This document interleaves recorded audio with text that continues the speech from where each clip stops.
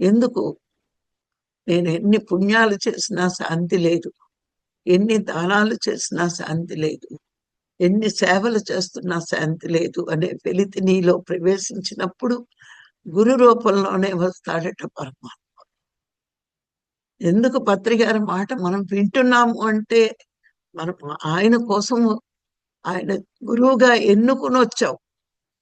అందుకే ఆయన ఎలా ఉన్నా మనకు నచ్చింది, కొట్టినా తిట్టినా కోపంగా గురువు కోపం శిష్యుడి మీద అతి ప్రేమ ఉన్నప్పుడే వస్తుందట.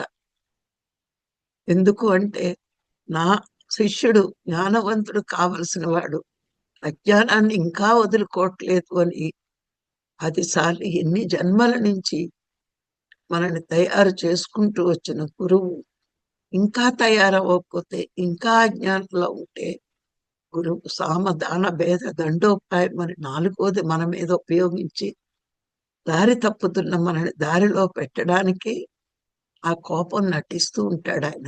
అన్ని తెలిసిన గురువుకి అది ఎందుకు ఉంది అంటే శిష్యుల మీద అమిత ప్రేమ ఉంటేనే దారిలో పెట్టడానికి అది.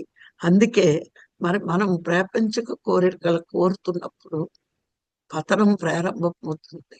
మరి ఎప్పుడైతే ప్రాపంచిక కోరికలు తగ్గించుకుంటూ సాధన చేస్తూ మన లక్ష్యాన్ని, మన గమ్యాన్ని ఎరుకలో ఉంచుకుంటూ మనం ముందుకు సాగాలి అంటే మరి గురువు చెప్పినప్పుడు చెప్తాడంతే, కానీ ప్రయత్నం చెయ్యవలసింది ఎవరు అంటే శిష్యుడే.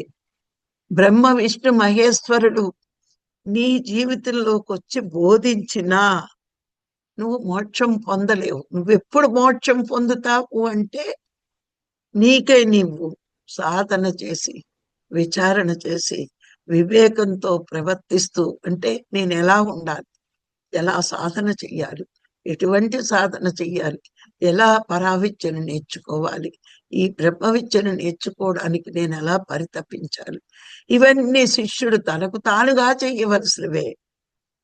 శంకరాచార్యులు అదే చెప్తారు. బ్రహ్మ విష్ణు మహేశ్వరులు వచ్చి నీకు బోధించినా నీ ప్రయత్నం లేనప్పుడు నువ్వు మోక్షాన్ని పొందలేవు. ప్రయత్నం శిష్యుడితే. గురువు ఎంతో బోధిస్తాడు, ఎన్నో చెప్తాడు, ఆచరించవలసింది శిష్యుడిని. ఆచరించకపోతే మరి ఏమవుతాడు అంటే పతనం ప్రారంభం అవుతుంది.